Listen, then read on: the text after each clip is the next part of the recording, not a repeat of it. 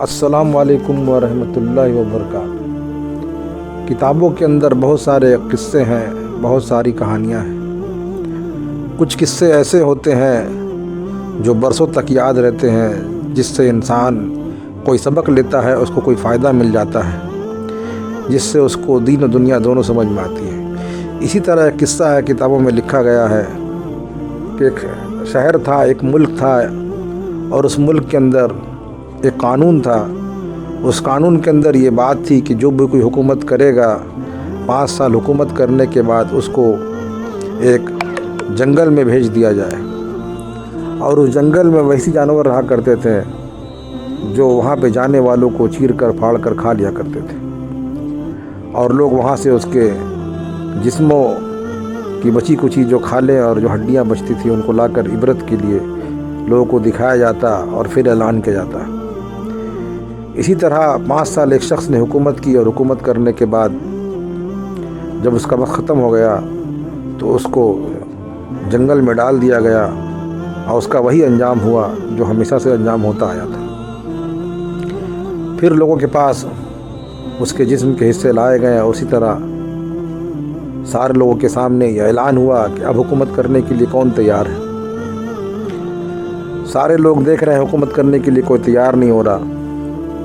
تو کافی دیر کے بعد ایک جوان بچہ، 20 سال کا ایک جوان بچہ، وہ فوراً ہاتھ کھڑی کرتا ہے اور کہتا ہے کہ حکومت کرنے کے لیے میں تیار ہوں۔ اس کے گھر والے، اس کے ماں باپ اس کو منع کرتے ہیں کہ بیٹا انجام بہت برا ہونے والا ہے، ابھی تمہاری عمر ہی کیا ہے، ایسی حکومت کرنا بیکار ہے۔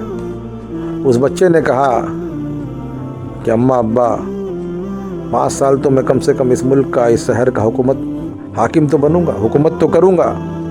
کافی سمجھانے کے بعد وہ بچہ سمجھا نہیں، اور اس نے حکومت کو اپنے ہاتھ میں لینے کا ارادہ کیا۔ قانون کے مطابق اس کو حکومت دے دی گئی۔ وہ بچہ، وہ جوان حکومت کرتا رہا، بڑے عدل کے ساتھ، بڑے انصاف کے ساتھ، لوگوں کے ساتھ ہمدردی کا برتاؤ کرتا، حسن سلوک کرتا، لوگوں کی مدد کرتا، لوگوں کی خدمت کرتا، لوگوں میں انصاف کو قائم کرتا۔ اسی طرح عرصہ گزرتا گیا، اور 5 سال حکومت اس کی پوری ختم ہو گئی۔ قانون کے مطابق اس شخص کو بھی اسی جنگل میں بھیج دیا گیا۔ جنگل میں لے جا کر ان کو پھینک دیا گیا۔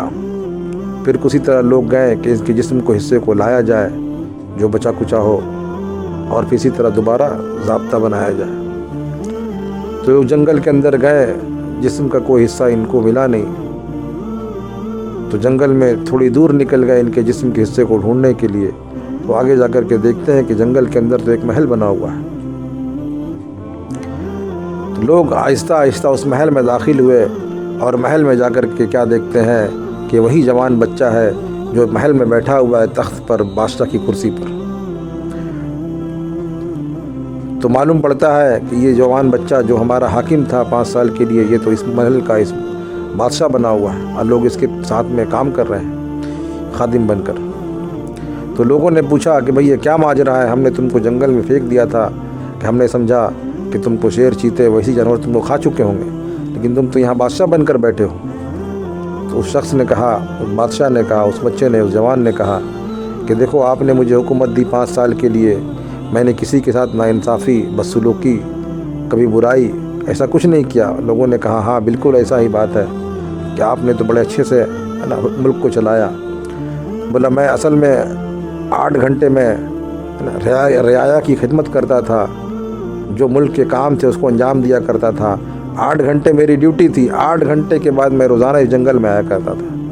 مجھے پتا تھا کہ میں 5 سال اس ملک میں حکومت کروں گا، 5 سال ملک میں حکومت کرنے کے بعد میرا ٹھکانہ یہ جنگل ہے۔ تو میں نے 8 گھنٹے کے بعد آ کر کے میں نے روزانہ اس جنگل میں محنت کرنا شروع کیا۔ میں نے یہاں پہ لوگوں کو کام دیا، لوگوں سے ملاقاتیں کی، اور میں نے اپنا یہ محل تیار کیا۔ اب میری باقی بچی کچی زندگی جو ہے اب میری یہاں پہ آرام سے گزرے گی۔ تو 8 گھنٹے میں وہاں کام کرتا تھا، میں پھر 16 گھنٹے میں یہاں کی محنت کیا کرتا تھا، تاکہ میں آرام سے ہمیشہ کے لیے رہ سکوں۔ یہ بات سمجھ میں اس لیے یہ بات سمجھ میں آتی ہے کہ دنیا کی زندگی جو ہے یہ تھوڑے دن کی زندگی ہے، 50 60 70 سال کی زندگی ہے۔ رہنا ہمیشہ ہمیشہ آخرت میں ہے۔ انسان دنیا میں رہنے کے لیے دنیا کی ضرورتوں کو ضرور پورا کرے، یہاں کے اعتبار سے جو ہمیشہ ہمیشہ کی زندگی 60 سال اور 600 سال اور 6000 سال کی نہیں، بلکہ ہمیشہ ہمیشہ کی جو نہ ختم ہونے والی زندگی ہے، وہاں کی تیاری کرنے کے لیے کتنے گھنٹے یا کیسی ہماری فکر ہونی چاہیے۔ تو اس قصے سے یہ بات سمجھ میں آتی ہے، جہاں انسان کو ہمیشہ رہنا ہے اس کی فکر اور اس کی محنت بڑی ہے۔ اللہ ہم سب کو بات سمجھا دے کہ اللہ ہم سب کو آخرت کی تیاری کرنے والا بنا دے۔ دنیا دھوکے کا گھر، مچھڑ کا پر، مکڑی کا جالا ہے، اور آخرت ہمیشہ ہمیشہ رہنے والی نعمتوں کا گھر اللہ نے بنا کر کے رکھا ہے۔ ہم اللہ کو راضی کر کے جائیں گے۔ اللہ اس دنیا سے کئی گنی بڑی جنت اللہ نے ہمارے لیے بنا کر کے رکھا ہے، جو ہمارے لیے ہے۔ ہم ہمیشہ ہمیشہ وہاں رہیں گے۔ دنیا خواہشات پورے کرنے کے لیے نہیں ہے، خواہشات تو اللہ جنت میں پورا کرے گا۔